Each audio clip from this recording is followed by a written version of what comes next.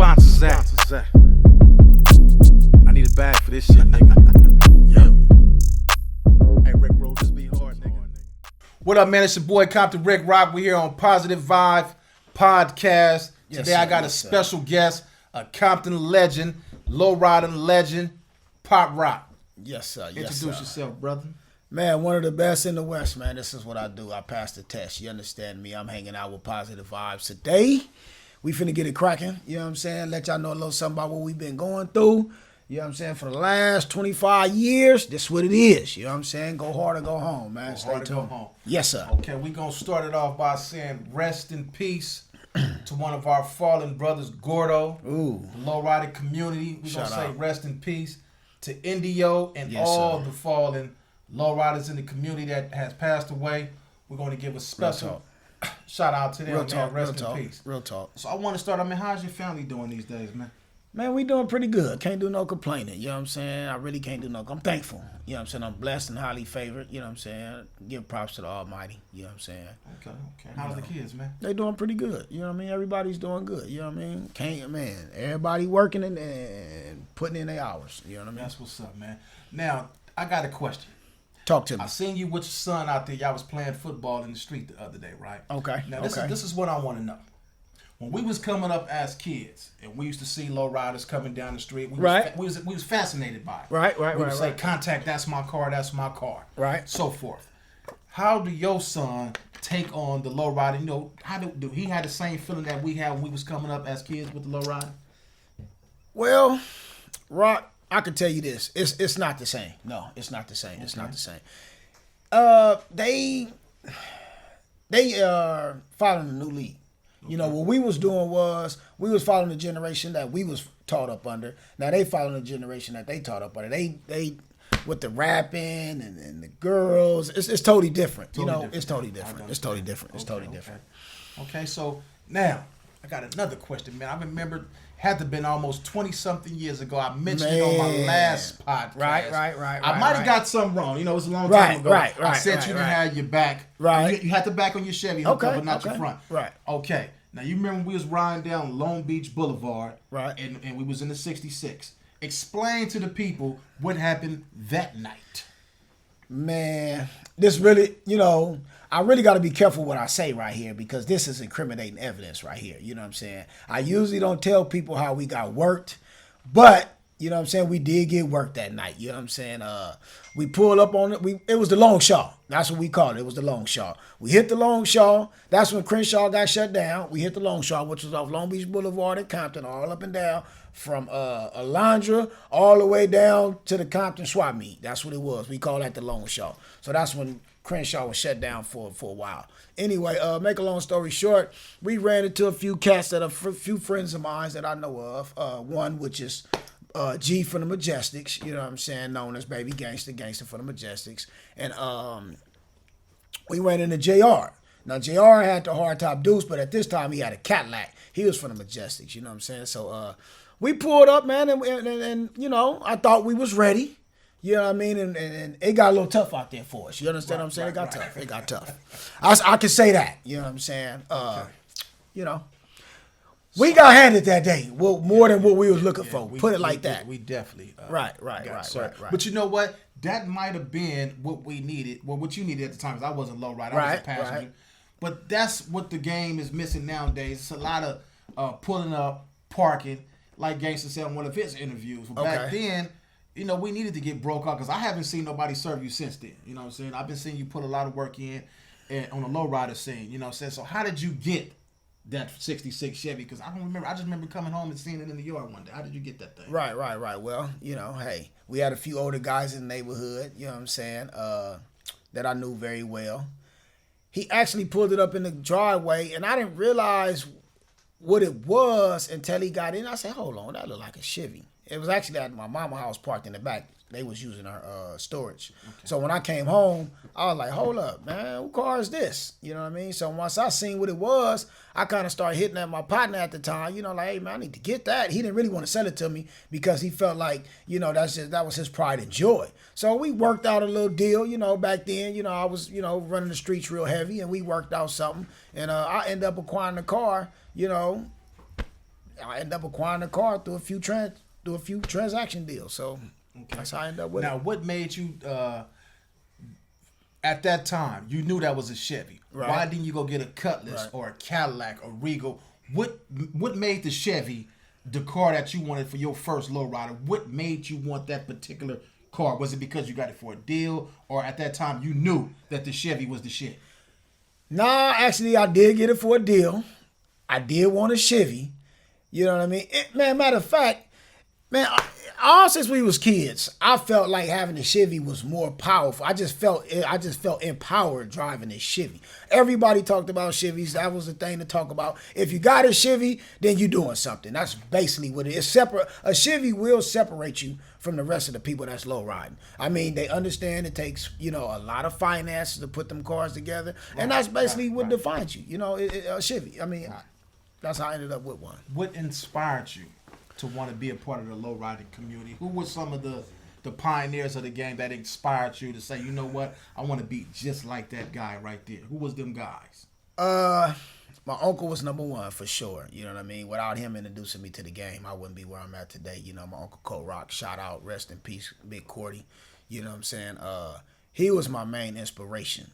He showed me some things and did some things with me, and that was like, man, took me to school and hit corners with me, and I just remember the music. I can remember the good time. It was like yesterday. You know what I mean? I mean, for a young man to get dropped off like that and get inspired, it just did something to me, man. Dropped off where? I got dropped off at elementary. I was getting dropped off from about the third or fourth grade at that time, and I seen all my friends run up to the gate and was like, ooh, ooh, ooh. And when I jumped out the car, it was like, damn, that's Papa. You know what I mean? And it just, man, the feeling that I got when I got out that motherfucking car was just awesome. I was like, man, I couldn't have got that feeling no other kind of way, man. I'm not even gonna lie, I couldn't have got that feeling no other kind of way. I mean, that just opened up a whole new gate for me. It opened up a whole new gate. I knew then I was hooked. I had that thirst for the attention from being in that car and just riding. I just seen it. I could see it. It set my life off on a different path. It's definitely the shit. Yeah. So you've been riding since the early 90s, and here it is. This is 2021, and you still a big part of the low riding community, right? Right. So let me ask you this. You said POP ROC influenced you. I know it's some other guys. Who was the first one that you seen actually seesaw in the car, a three-wheel in the car? Because when I first came home from prison in 2013, I'm not gonna lie to you, when I seen them hitting side to side, I might have seen the seesaw, but I didn't know who it was. When I came home, I seen you, I seen Tweet. You taught me how to seesaw. But who was the main guy that you see on that switch? And I gotta step my game up. Actually, I'm gonna be honest with you. My Uncle Cordy and Tweet used to have this motherfucker powerhouse challenge where they used to see each other and they used to go the fuck at it. Mm-hmm. But I gotta honestly sit there and say, and my man Tweet, why I'm referring to him is because he opened up the door. Like in my neighborhood, a few people had cars, but he was one of the most. It's not to cut you up, but for the people who don't know, who was Tweet? Tweet is an old school legend that been low riding way before my head of time. You know what I mean? Right now, he was gone for a period of a time, and then he made his way back to the scene. And I was just able to be blessed to be to be here while he made it back. You know what I mean? Because a lot of people, they came and went. You know what I mean? They fell off. You know what I mean? And he's been around. He's been around. Okay, I know who he is, but we just got to make sure the people know who he is. That is Tweet from the Professionals Car Club. Now, Just Dipping Car Club, how did that come apart? I know you're the president of Just Dipping, but how did that start? What made you say, I'm going to call my car club Just Dipping? How did you pick that name that fits, for you? And you say, I'm going to get me some guys together, and we're going to call ourselves the Just Dipping. Right. Well, I was riding one day. I knew everybody had a car club. Everybody wanted me to join a car club. Well, I'm going to say I particularly didn't have a problem with joining other people's car clubs. But what happened was it was a few of my club members that wasn't up to par yet. And I always wanted to stay down with the people that I came up with. I never felt like I wanted to jump ship and go jump on somebody's team because they was doing good. You know what I mean? Right. So therefore, I felt like if me and my partners that I came up with couldn't join the club, I would just have to wait. So what happened was, by me waiting, it gave me time to start thinking. And I started thinking like, man, you know, you probably could do your own thing if you really put your mind to it. You know what I'm saying? And it was like, you know what? I respected the other clubs that was out there. So me personally, I used to like confrontation. You know what I mean? I like confrontation. I didn't want to side with people all the time. You know what I mean? I just didn't want to do it. So I felt like, you know, you kick my homie, you know, just like in the streets. You know what I'm saying? If you fire on my homie, I'm going to fire on you. You know what I'm saying? That's just how it is. So when we low ride, if one of my partners got the switch hit on from somebody, oh, it's automatically, it's on. It's on. It's cracking. We finna lock and load. We finna go to work. So what happened was we was doing a lot of low riding without a plaque. And we started getting into it with different car clubs, you know, alternatively swinging the cars, clowning, hitting the switch. So that made me not want to join other clubs. It made me want to defend what we already was pushing. Mm-hmm. So we really didn't have a name. So, you know, one day I took a trip out to the valley, not to the valley, but going east, you know what I mean? At that time, we was going to Van Buren. This was back in the early 90s. We was going to Van Buren. And I was like, man, we need to start us a club. You know what I mean? And then I heard this song that came on. Me and my boy Black, we was pushing. And I remember I was in my gray 86 Caprice. Mm-hmm. And man, that Snoop Dogg came on, we just dipping. And it was like dipping down Lone Seats Boulevard and I ride with my dogs. I'm just dipping. I say, oh shit, nigga, it's over. That's what it is. That's what it is. That's what we finna do. You know what I mean? That's what we finna do. You know what I'm saying? So I took that up on myself and got with a couple of my partners, ran it by them, see what they thought about it, and they were like, "Shit, let's do it. Let's get it cracking." Hell yeah. And we had a young partner, one of my partners that was real close, Vic, rest in peace.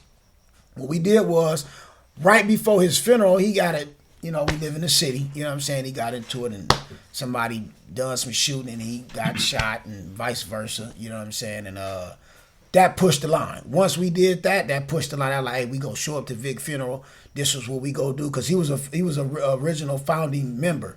So this was what we was gonna do, and that kickstarted it. That kickstarted. Well, shout out Snoop Dogg. So, yes, sir. Snoop Dogg. When you see that them trays, them Cadillacs, and you see that just dipping plaque in the back of that motherfucker, credit. Just know that. You know, you inspired it. You know what I'm saying? Shout out your song. Yeah. Now, this is something I've been I had to deal with when I first got my low ride. I only been low riding for about 10 years, 11 years now, right? Right. On and off, you know what I mean? Stage fright.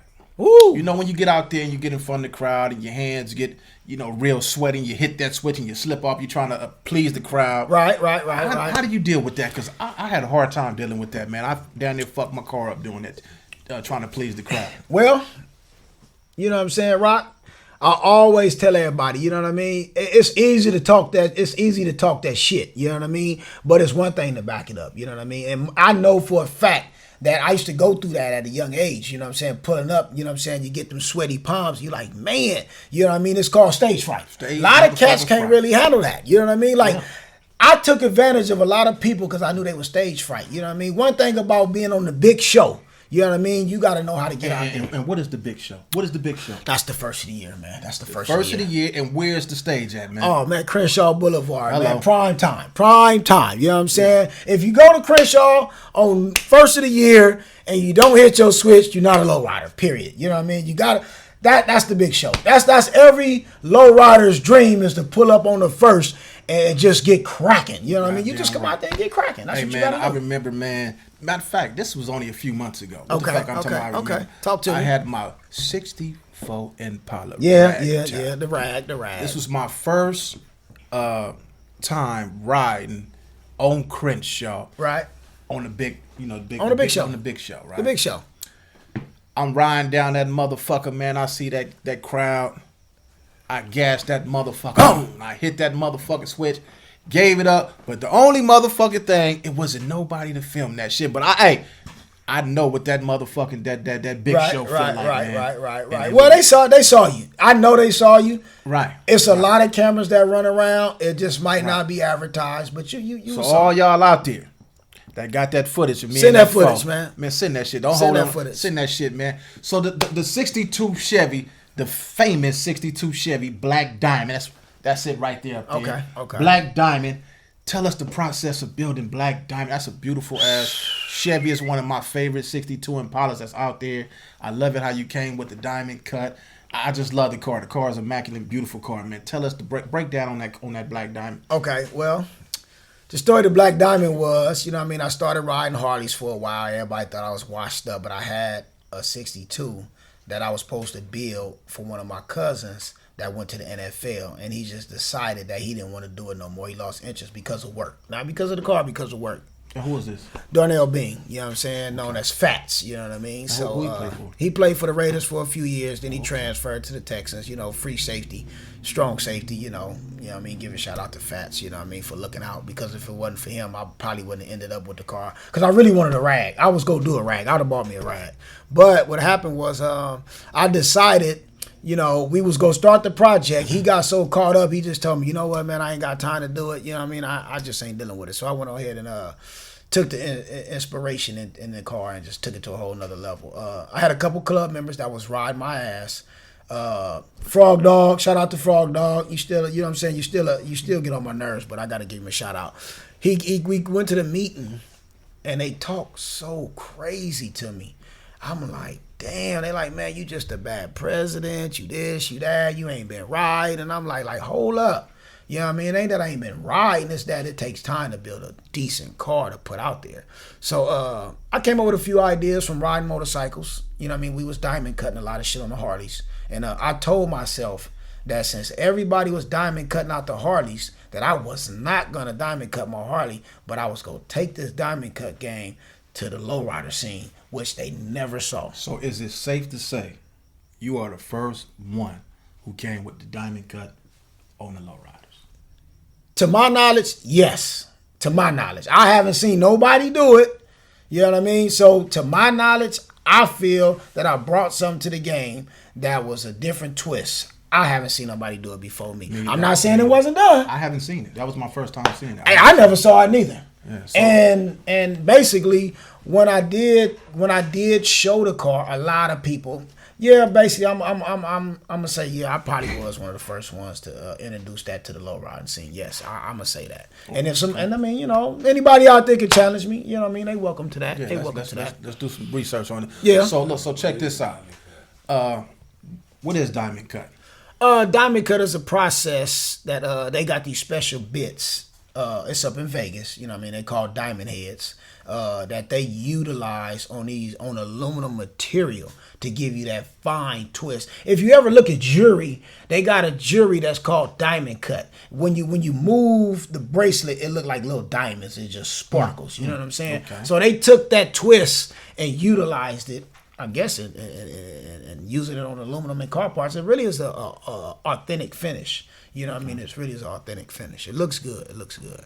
Okay, so every year, the lowriders attend the Super Show.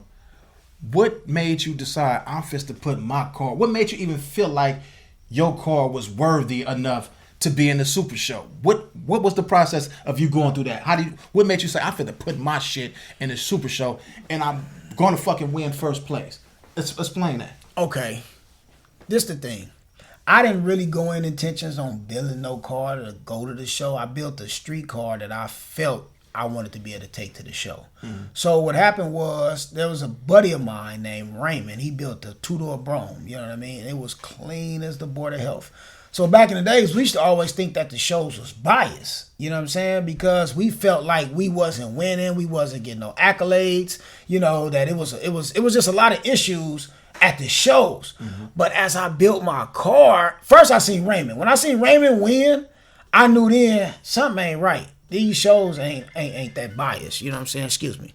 Car club member calling. You know what I'm saying? Yeah, Myron, I'm doing an interview for the car club. I'm gonna have to call you back. Is that okay? Yeah, that'll work. All right. You're gonna forget though. Okay, no, I'm not gonna forget you. It's club business. It's my boy Big M, y'all. I say what's up to Big M. That's my. What's going on, Myron? All right. So the thing was, I seen Raymond take his Cadillac and he done real well. The blue one with the graphics. Oh, that's the one that. Okay. Yeah. That's what we seen at the shop over here in what's that? Paramount. Was it Paramount? Yeah, it's a possibility. A long time ago when it was off of It could have been Gardena. It's a possibility. Where high and low used to be at. It could have been over there at one point in time. It could have been. You showing me this how a goddamn Cadillac supposed to look. I think Doc was doing some work. Right. That was it. Yeah, Doc rest in peace. Doc rest in peace. Yeah, we got to give a shout out to Doc. You know what I mean? Doc made a lot of us legends. He really did. So anyway, back to what you were saying, Rick. Raymond with the Cadillac. You know, took his car to the show, and he done good. And I was like, wait a minute. Raymond is black. He won. So wait a minute. I don't know. Maybe I'm not seeing something. So that inspired me to go back to the show. Not that I was going to show my car for the win. I just wanted to show what I have done to add to the game. I just wanted to do something different to see what people thought about it. So actually, when I took the car to the show, I really got more out of it than what I thought I was going to get. You know what I mean? So, I give that shout out to Raymond, you know what I mean, because we was having some issues. G know what I'm talking about, and a couple other people know what I'm talking about. But what I started realizing was we have to just start putting our hard work into the car. We have to put our work, man. They not gonna give you shit. You know what I'm saying? You got to earn it. You know what I'm saying? Right. And I realized that. I just realized that you got to earn it. You're not getting shit for free. Don't think you finna go build no raggedy ass car and take it down and they just supposed to give you something. That ain't gonna happen. Right. It's not gonna happen. Okay. We got a lot of legends in the lowrider game. Right. We got a lot of guys who made a big impact in the lowrider community. Yeah. Okay. Now, I got my favorites. Okay. But it ain't about my favorites. It's about your favorites. Who are some of your top favorites in the lowriding game? Or some of your top 5. Give me some of your top 5 lowriders. It ain't got to be in no specific order. No. I'm going to say this. I really can't say I have a top 5, but I'm gonna say this. I do. Choose that shit wisely because they is going to be watching. Well, you know what, you're right. I do got my favorites. You know what I mean. I got reasons why. You know what I mean. But I'll give you a little list. Like I said, I start off with my uncle first of all. You know, first and foremost. Then I'm gonna go down the list. I'm gonna say Rat from Supernatural. I got to give him his credibility. You know what I'm saying. He's a major legend and a major figure that inspired me to do a whole lot. Zeus inspired me to do a whole lot. Tweet inspired me to do a whole lot. My cousin, you know what I'm saying, Tommy, he inspired me to do a whole lot. I mean, there's so many people, man. I know real solid cats who put in work to get us where we at. It's a whole bunch of them, and I mean, you know. But I'm gonna give a few. I'll name a few. You know what I mean? Yeah, I remember going out low riding in the '90s, man. We used to ride down the Shaw. And it's starting to almost look like that today, man. It's starting to become people is really starting to put they all into their cars now. They just not cutting some shit and riding out. Now motherfuckers is making it hard for your ass to compete now. Like, I got some shit that I don't even want to bring up because I know the level that it's supposed to be on. Right. And I just refuse to ride like that. So, yeah, man, here's another question. Go ahead. Right. When you start that Chevy up, you wax that bad boy down, right? Right. You get in your car. What is some of the music that just get your juices flowing? That get you just ready to tear the goddamn car up? What is some of that shit you like to play, man? Man, I like some JB. You know what I mean? James Brown. Yeah, James Brown. You know what I'm saying? He get on down. Yeah. I mean, perhaps Snoop, Drake. I mean, dude, it's so much. Our culture brings so much to the table. You know what I'm saying? Like, I mean, I got so much shit. Scarface, man. I got Cube, man. You know, I got 8. I got artists. You know what I'm saying? I mean, and then I even got some of the new dudes, man. I got, you know, Lil Roddy. You know what I mean? I got Lil Baby. I mean, I play all, man. I have a selection that I play. I mean, it ignites the fire. You gotta have good music. Snoop. I mean, Snoop is like, I mean, come on, man. You gotta keep 100. Snoop Dogg got that shit. Him and Dre. You know what I mean? Pac. I mean, come on, man. Y'all asking me. I mean, come on, man. Come on, dipping that. I play all that shit. Man, I mean, these artists, man, will have me tear my motherfucking car up straight up. So I got to be careful what I'm playing. I got my oldies when I'm tipping with mama. You know what I'm saying? And the way I low ride, I got a different way I play my music selection. Right. I play my mellow music on the way up. When I'm finna get to the big show, I start turning on that heat. You know what I mean? When I turn on that motherfucking heat. And then I might got a little selection when I'm tipping on the way home. You know what I mean? I break it on down. You know what I mean? I break my music down in categories. Okay, with some of the car clubs, by this being a lowrider community, okay, we're going to get some shout outs to some car clubs, Hispanics, Armenians, blacks, whites, Japan. This shit is worldwide, man. Go on and give a shout out to some of the car clubs out there, man. Well, first of all, I'm gonna give a shout out to Just Dip in Japan chapter. You know what I'm saying? Shout out to y'all. Southsiders, give y'all a shout out. Maniacos, you know what I'm saying? We'll give them a shout out. High class, we gonna give a shout out. Individuals, you know what I'm saying? Supernatural, Majestics. I mean, Public Enemy, you know what I mean? Big Punch, you know what I'm saying? What up, big boy? There's so many car clubs out there. Professionals. I mean, they at the top of the food chain. You know what I'm saying? Yeah, Stylistics, Dulo them. You know what I'm saying? They've been around forever and a day. You know what I'm saying? There's so many old school clubs, man. Outlaws. You know, come on, Rock. Yeah. You know what I mean? It's so many. Hub, we got the Hub City Rider, Compton Finest. Right, Compton Finest for sure. Damu Riders. Damu. Oh, you got it. You can't forget about Damu Riders. Who else we got out there? Phibbs and them. You know what I'm saying? Yeah, man. So many, man. You know, there's so many clubs out there. You know what I mean? We see y'all out there in the summer, man. Get them cars ready. 4th of July coming up. Get them ready. The 4th of July, whose day is that, man? Individuals. That's the Individuals Day, man. 4th of July, we know is Individuals Day. We're going to let you tell them what it is. You know what I'm saying? Have y'all cars ready, man? We're going to see y'all out there. Hopefully the Pink Panther be out there. I call it the Pussycat. Yeah. Hopefully she be ready. If she not so, y'all know I sell every goddamn thing. So I mean, pull up on the boulevard, hit your switch. Do not pull up and park. Come through, hit your switch. You ain't got to tear your car up. But you must tickle them switches a little bit. I don't even want to talk about that. Just hit your switch, man. Yeah. Your switch, man, that's all good. I don't want to talk bad about nobody, how they work their car, but, man, learn how to hit your switch. Ain't nothing like putting up in that motherfucking seesaw and rocking that bitch and just doing your thing, man. Hit your switch. Right. They got videos. Yes, sir. Positive vibes. You know? All right, now I was looking at my Instagram page, right? Right. And I seen this black girl was out there fighting. I guess some other girls came to jump her, and she had a weapon. Okay. Police arrived to the scene. He didn't say put the weapon down. All he seen was immediate danger. Okay. He pulls his weapon out, shoots, killed the 15-year-old girl. Man, what do you think about that? Do you think that the police did his job? He overdid it, or he could have?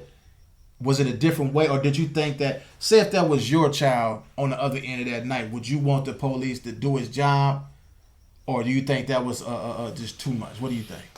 Well, my outtake on it is, no, I don't think he had to kill that young girl. No, I don't think so. On the opposite side of that, I'm saying that us being the people that we are, we have to understand, you know, what we're dealing with. You know what I mean? I don't think no officer, that's my personal belief, should be in a position for gun outweighs a knife. You understand what I'm saying? Right. So therefore, you're not in no danger because you know you can shoot to kill. Well, she was standing over another female, right, to stab her. Now, my take on that is this: you know, at some point, the officers have to do their job. We can't look at every incident and say the police, right? You know, in our community, we taught to go against the police, but you also got to look at it like I was in prison, right? Right. So if you got a knife and you about to stab somebody, the prison guard is definitely going to shoot you, and they're going to shoot. Oh, they're going to do that. Wherever the bullet lands, if it kill you, if it harm you, they doing their job. Right. So I feel by the other girl, and it looked like another girl was on the ground already stabbed. I don't know if she stabbed her or not. Right. But I look at it like, if he shot, 4 or 5 times? I'm not sure how many times he shot. Right. But I think that at some point it was like, he's seen somebody's life in danger. Right. You know, he shot to kill, or if he didn't shoot to kill, she ended up dying. Rest in peace. It's sad that it happened as a 15-year-old girl. He probably could have tased her. But only thing I think was going through his mind, he seen that knife cocked back, and he just took action. In some people's eyes, it was wrong. And then I bet you on the girl who's about to get stabbed side, her family probably thanking the officer. Right. I can feel you. You see what I'm saying? Yeah, so it's fucked up. It's fucked up. We got to do better in our communities. Right. Before we even put the police involved. If we adults, fuck pulling your phone out, videotaping it. Get involved. Stop it before we even get there. Because once the police arrive, it could end that way. You know what I'm saying? Death. Right.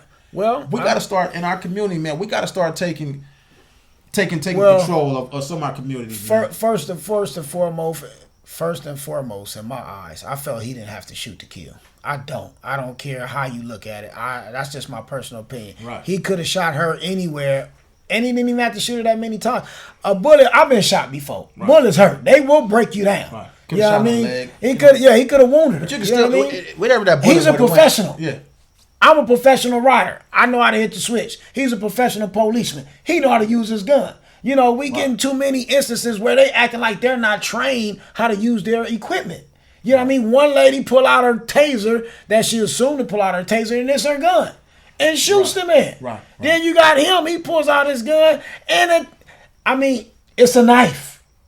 Right. So therefore, I don't feel it was necessary to kill. Right. Now shoot to wound. Fair. You go through training courses on all these procedures. Like, I mean, come on, man. It is what it is. It's a better way of handling anything, just like it is from the community's point of view. Yes, we have to teach our kids how to conduct themselves. Respect the law enforcement, respect the elders, respect other people and what they have going too. Everything is based off respect. Right. Everything is based off respect. Another incident, I seen 7-year-old girl gets gunned down in the McDonald's drive-thru. Wow. Allegedly, the father posted urine on somebody's graveside. Oh, wow. You know, it's allegedly. I don't know if this is what happened. This is what they said what happened. And I guess the guys, some of his buddies, seen him in the drive-thru, and they probably could have shot to kill him, but I think by them, you know, killing the child was to make a statement. You know, it was wrong, and it's just sad, man. What's going on? Right. Man. I mean, honestly, I feel it's a possibility they didn't even know the child was in the car. They probably just aired the car up. I mean, these dudes nowadays don't ask questions. They shoot first and ask questions, which is a negative way of being out there. By the way, if you out there and you just getting cracking on people and you not know the whole situation, you're foul. You foul. You're not a gangster. Straight up. Real gangsters don't do that. I'm just saying, get your man if that's what you gonna do. But don't be out here shooting up innocent people. Don't close your eyes. I mean, I'm not telling you to go out here and commit no crimes. I'm not saying, but I'm just saying if you killed the baby. You know what I mean? I mean, you killed the innocent child because you wasn't aware of who was in the vehicle because you didn't take time out to think. You know what I mean? Right. And that's what's happening with our youth, man. They're not thinking. Yes, they just reacting. I get a phone call the other day. Okay. One of my partners I know, his cousin is fighting the case, right? Right. One of his crimees gets caught. Tells on everybody. Oh, wow.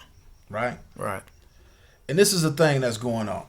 A lot of these guys, it's really not built for this. Right. They seeing these videos and they thinking this shit is cool, right? This gang shit is cool. Right. At some point, I feel like by the older guys in the community, some of these youngsters ain't gonna listen to them. Go ahead, I'm listening. All this shit that's going on in these neighborhoods, man, like some of y'all not built for it. You gonna tell. Right. You know what I'm saying? Like, when I was coming up, and I called my case, and I don't glorify the gangs, none of that shit no more. I'm not. Period. I'm on a whole nother path of my life. I don't glorify it. Right. But when I was coming up, I thought this shit was a game until I got in that courtroom and that judge was trying to give me 50 years to life. Right. That right there is when I knew that I got to change if I ever get out this situation, I got to change my ways. I got to change my life. Right. Because these people is not playing. That judge will give your ass a life sentence, send you to the holding tank, call you back in there 5 minutes later, and the bailiff could bring you back in the courtroom, and the judge say, "Who is this guy right here?" Right. I understand. You know, I've been through that. This the guy that you just gave a life sentence to. I've been through that before. You know, I've been through that. I was looking at a life sentence at one time. You know, so I understand what you're saying. I've been told on. People don't understand why I changed my lifestyle because I've been told on. I've been told on by somebody so close to me I can smell them when they fart. You understand what I'm saying? So I understand what a life sentence look at. People wonder why I changed and why I'm the way I am. Yeah, I've been through that. I was looking at 25 life sentences. I had 4 attempted murders and I had a murder that they placed up on me.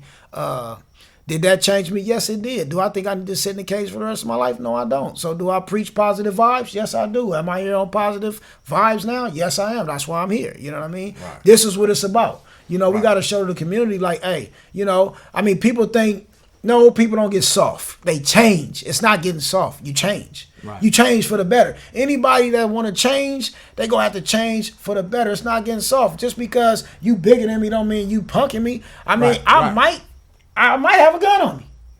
But I got to think first. So nowadays what I do, and I preach to the community, you know, even the youth, even some of my family, friends, and others and associates, you got to be a thinker, man. You got to be a thinker. You know what I mean? Birds of a feather flock together. I used to didn't believe that, but I'm starting to believe it. And to you youngsters